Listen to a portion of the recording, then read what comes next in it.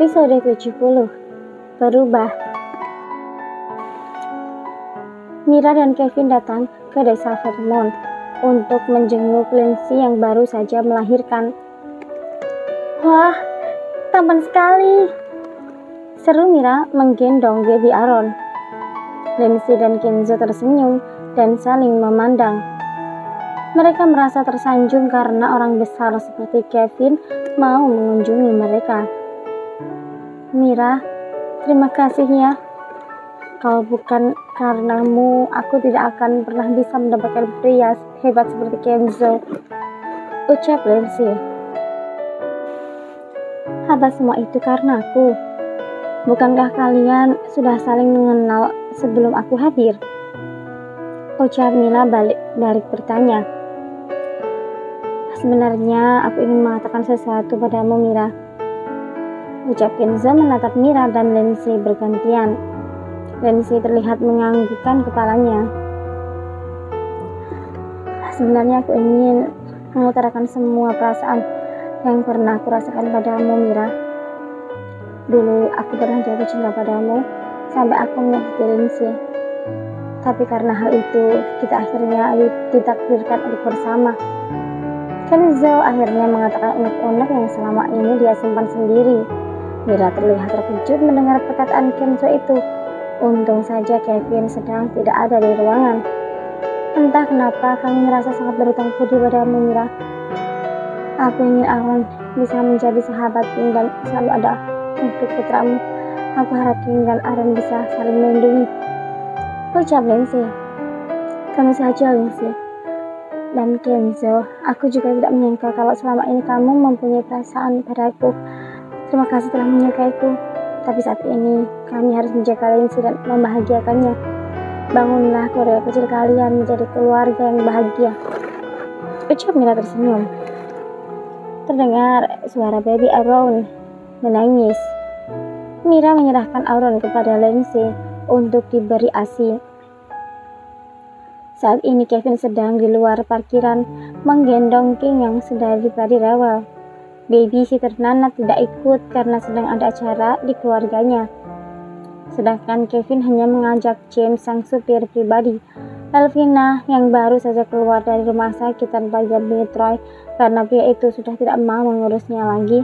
Wanita itu melihat Kevin yang sedang menggendong King di depan dadanya. Entah kenapa tiba-tiba Elvina merasa tertarik dengan suami Mira itu. Hot daddy, gumam Elvina. Wanita itu tersenyum licik.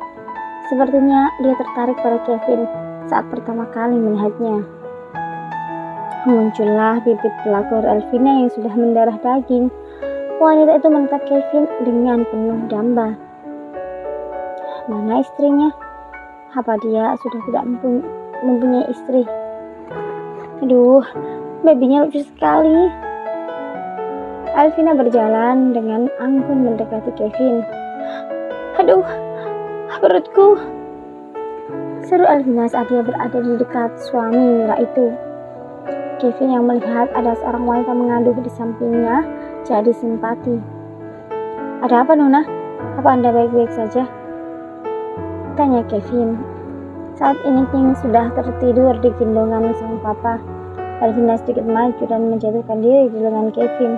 Maaf Tuan, saya tidak sengaja, ucap Elvina menjauhkan tubuhnya dan membungkuk meminta maaf pada Kevin. Kevin menatap Elvina dengan tatapan yang sulit diartikan. Aku baru saja periksa karena perutku bermasalah. Ini sudah biasa Tuan. Maaf tadi aku tidak sengaja, ucap Elvina kembali.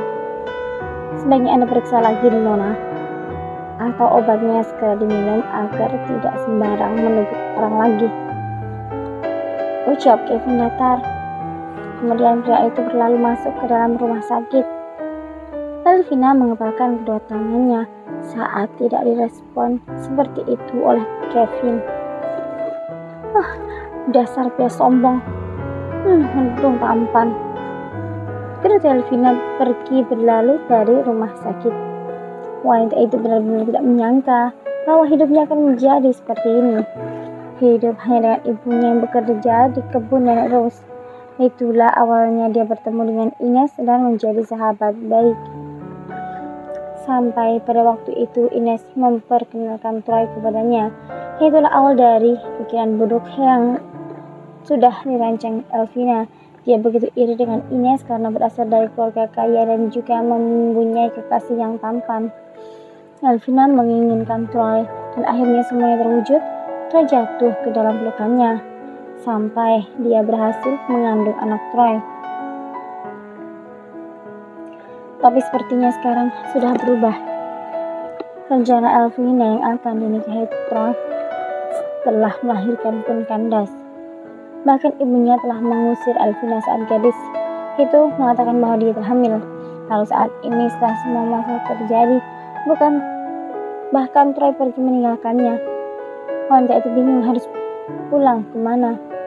Ines sedang berada di kamarnya. Setelah siang tadi dia baru mengantarkan Missy dan Kenzo ke bandara untuk pulang ke Olympia. Ponsel Ines berdering. Gadis itu melihat layar dan mengerutkan dahinya. Nomor tidak dikenal. Ines malas untuk mengangkatnya. Gadis itu melemparkan ponselnya ke keranjang begitu saja. Sudah sering dia mendapatkan telepon dari nomor tidak dikenal. Dan ternyata itu adalah Troy yang masih saja mengganggunya. Ponselnya berdering kembali. Gadis itu sungguh frustasi dengan telepon yang mengganggunya itu. Ines mengambil ponselnya dan menggeser layar.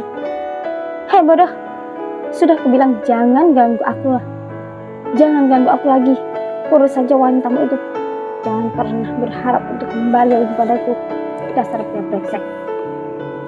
Siapa yang brengsek? Sebuah suara pria yang sangat asing tapi familiar. Ines mengaku mendengar suara itu. Bukan suara Troy.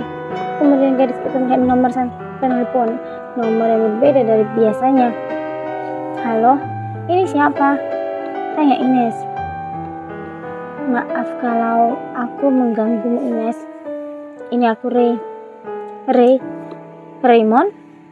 Tanya gadis itu. Iya Raymond, teman masa kecilmu. Suaraku sudah banyak berubah ya. Tapi kan kita kemarin baru saja bertemu di rumah sakit, Nes. Ucap Raymond. Iya, masalahnya sudah 10 tahun loh. Yang pasti kamu juga sudah banyak berubah. Jawab Ines tergelak. Hilang sudah perasaan kesannya. Oh ya, tadi yang kamu maksud brengsek siapa? Tanya Raymond. Itu bukan siapa-siapa, cuma orang yang suka mengganggu. Ngomong-ngomong, kamu dapat nomorku dari mana? Tanya Ines penasaran. Ada deh rahasia. Hahaha. Jawab Raymond tergelak. Main rahasia segala. Ya udah, aku tutup teleponnya. Jangan, aku masih kangen. Ucap Raymond membuat Ines membeku seketika. Halo, Nes. Halo. Kok nggak ada suaranya? Halo, aku ada kok. Jawab Ines yang sudah sadar. Jujur hati Ines sedikit tersentuh ketika Raymond mengatakan kangen. Dulu pria itu adalah idola masa kecil Ines.